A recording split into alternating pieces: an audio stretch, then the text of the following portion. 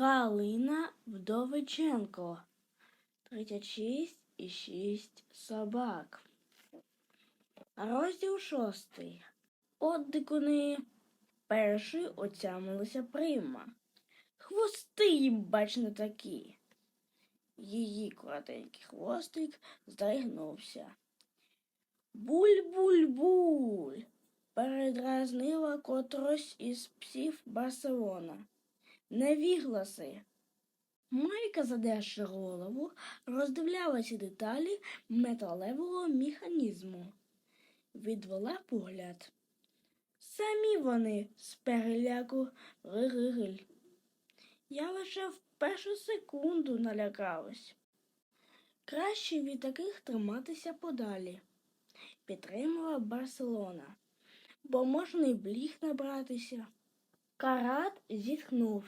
Він найдужче від усіх налякався і не зміг би захистити цю трійцю, якби на них напали. Було би ганебно побити на очах подружок. Від цього проймав дрож. Ми тут усі померзнемо, прямо підвелася. Он навіть карата трусить, метал над головою і дме з усіх боків. Треба йти. А вдома зараз, схлипнула Майка. Припини, обірвав її карат. А що ти нас зацицькуєш? Підтримала подругу Барселона. Хто це все влаштував? Ми нагадаємо про себе, передражнила його. От і нагадали.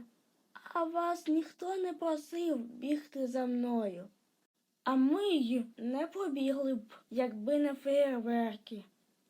То, може, нам розійтись і шукати дорогу окремо, одне від одного, га? Стоп! Зупинила сварку Прима. Стоп! Найгірше сваритися і гиркатись. Маємо триматися разом.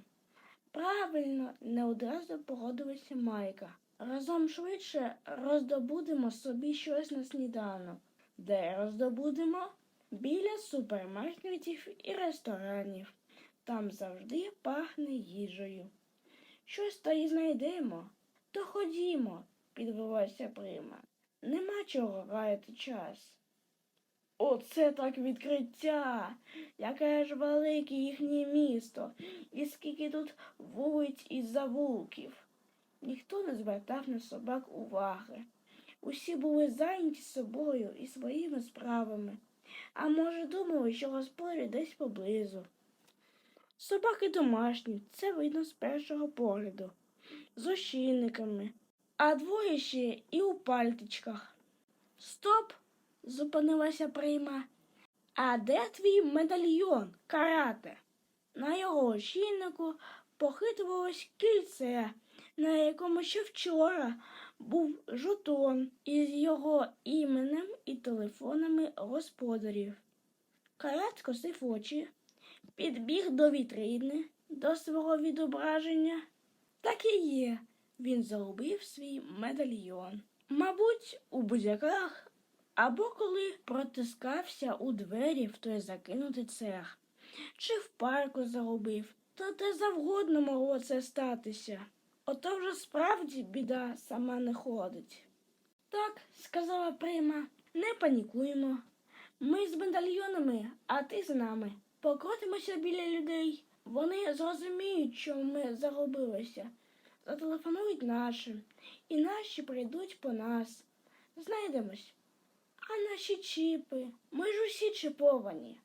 Та вони не для пошуку. Це ж не сигнальні маячки.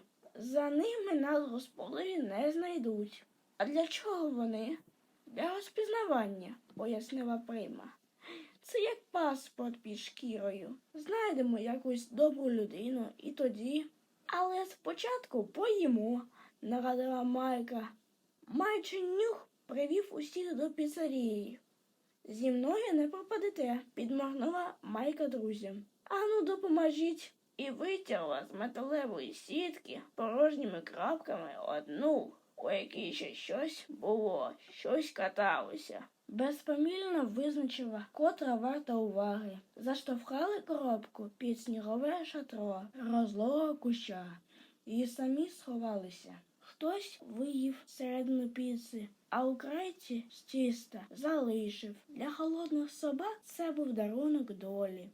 Прошу пригощатися. Жадібно заковтували все до крихти, обмінялися враженнями. Пікантно. Найсмачніше була залипінка у тісті, де лежав колись кружочок салямі. Смачно, але мало. Тільки апетит розпалили. А погляньте туди. Усі повернули голови туди, куди дивилася Майка. Через дорогу, під балконом, жінка виклала у мисочку щось таке, що привернуло бігелівську увагу. Тобто увагу майчиного чутливого носа. Дрібна рибка у власному соку, визначила вона. Кить, кить, кить, покликала жінка, випроставшись, роззиралася, шукала котів. А чого їх шукати? Он де вони на віддалі. Двійко визирають з-під автівки, не наважуючись наблизитися до їжі. Тримають на оці собак, вичікують, коли ті підуть собі геть. А собаки не думають іти навпаки. Коти не помилилися в своїх побоюваннях, бо четвірка чужинців, дочекавшись, коли жінка пішла, рушила до балкону. У мисочці і справді була рибна консерва із хлібом. Під осудливі кочачі погляди собаки вичистили миску до дна. Дожилися, зронив Карат, облизавшись. Докотилися до кочачих сніданків. А ти на чого так жваво відгукнувся на кить-кить-кить? Та й ви не змусили на себе чекати. Непогано коти заправляються, підвела різку всеїдна Майка. Тільки чим би запити? Пити хочеться ще дужче. Погляньте, Прима перша вгледіла. Є ж добрі люди на світі. Біля маленької кав'ярні мисочка з водою. На вхідних дверях наліпка. Фігурка людини із собакою на повідку. Це значить, що кав'ярня дружня до собак. Нам можна туди заходити?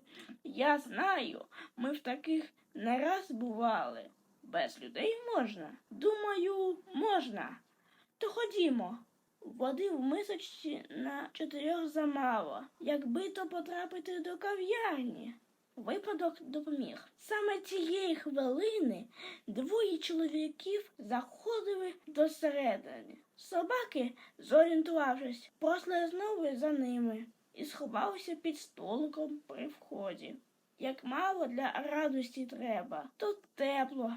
І запах домашній, свіжої випічки і кави. Одного разу я ковкнула трохи кави, призналася Барселона. У кав'ярні, здивувалася Майка. Удома. Застрибнула на стілець, поглянула на стіл, а там горнятко. Умочила кінчик язика.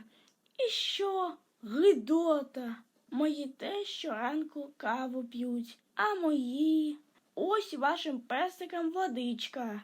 Дівчинка-офіціанка нахилилась і поставила до стіни мисочку з водою. Собаки кинулися хлебати, штовхаючись лобами.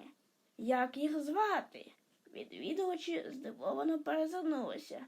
Як ваших собачих звати? Перепитала дівчинка. Чи це не ваші? Ви ж разом прийшли. Ми маємо вдома своїх. Усміхнувся чоловік за столом. Чиї собаки? Грізно озвався тоді бармен і вийшов із стійки, не знати, з якими намірами. Карат напружився, Барселона запанікувала. Мабуть, таки не можна сюди з собакам без людей. Дзеленькнув дзвінок над дверима. Нові відвідувачі на порозі. Вшиваймося. Карат схопився на прямі лапи і кинувся до дверей, гублячи з морди краплі води. Мить і четвірка вилетіла на вулицю.